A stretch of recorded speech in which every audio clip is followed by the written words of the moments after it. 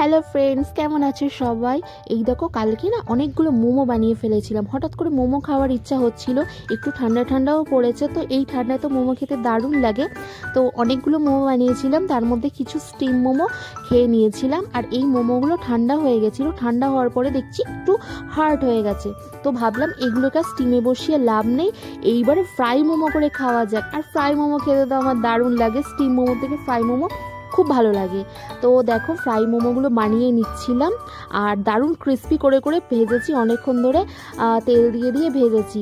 আর এইগুলো উঠছে না কেন বুঝতে পারছি না, লেগে লেগে গেছে, তারপরে উঠে গেছিলো। আর এই দেখো কি দারুণ ক্রিস্পি করে ভেজেছি।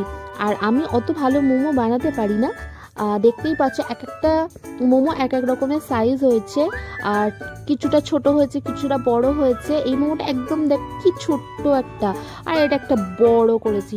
আর ভেতরে কিন্তু চিকেনের পুরটা একদম ঠেসে ঠেসে দিয়েছি, জানো তো। আর দোকানের মতো একদম কিপটেমি করিনি। আর দেখো, এই মোমোগুলো সবগুলো ভাজা হয়ে গেছে।